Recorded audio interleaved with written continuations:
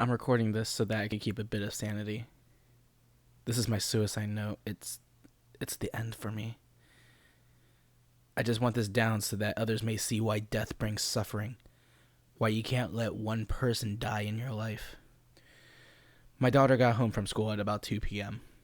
Her being in a kindergarten class, they sent the little tygs home before the others.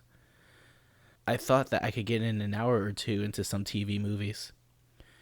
I finished at around 1:40, and exactly after I turned the television off, a ring came at the door. I walked to the door and saw a little girl with her mother, selling Girl Scout cookies. I happily bought them and started to eat the tag-alongs. I gave the little girl a tip. When delivering cookies in the heat of Florida, you had to have a bit of decency. About 25 minutes later, my daughter got home. "Hello, Daddy," she said, throwing herself on me. I chuckled and got her some lunch. It was definitely a normal day. Until that night.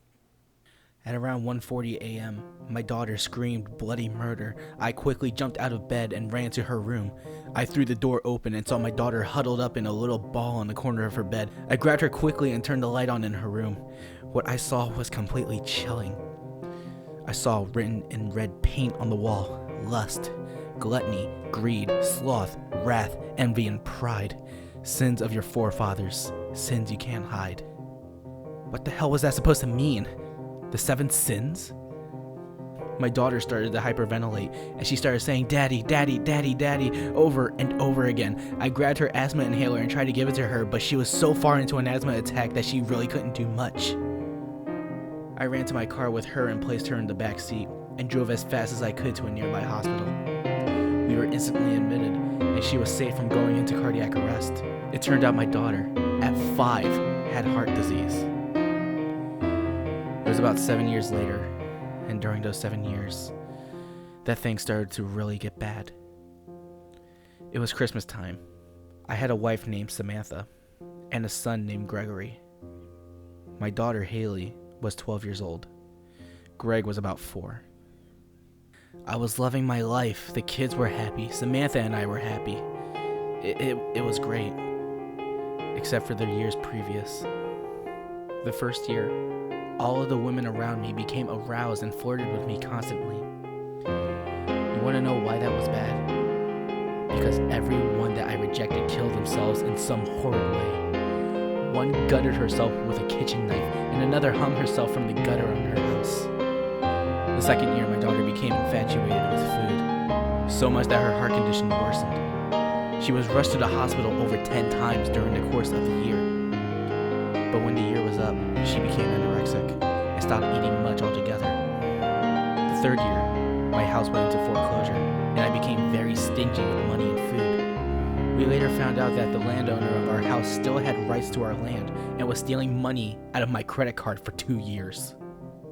I'm lucky that I met Samantha, and she let my daughter and I move into her home. We married in December and had my son in October. The fourth year, I was called by many talent agencies, asking about my amazing singing skills, which I had shown off when I sat in with a band a month before the year started. The thing is, when I said no, they would keep calling me and calling until they became violent, calling me foul names. One of them even tried to kill me right outside my house. He shot me with a handgun and clipped my ear. The fifth year, I became inexplicably angry at my daughter and wife for everything. I became abusive in the month of December.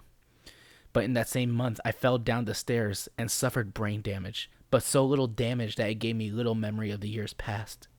I only recall this because my daughter told me about it. The sixth year, my daughter became jealous of my son getting all the attention. I tried to tell her that babies need more attention than 10-year-olds. She became angry and violent. She eventually ran away. I called the Center for Missing and Exploited Children.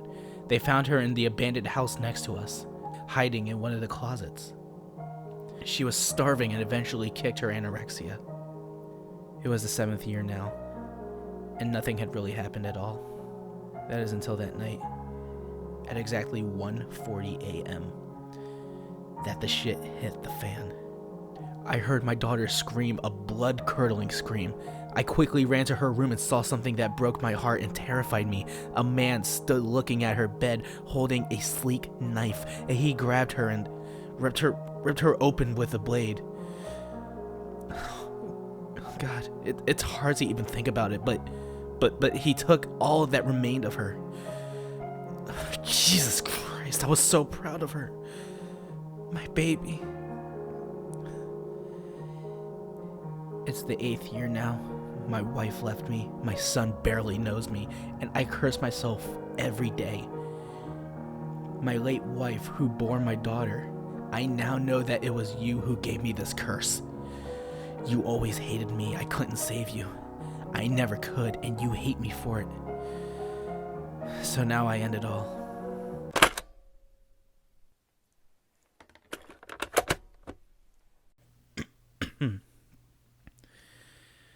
Hello, this is Gregory, the boy in the story. I'm 36 now, and I was given this note from the police about a year ago. This suicide note was recorded by my father back in 1980. I was only 5 years old. When my mother got the news about my father, she cried for about an hour.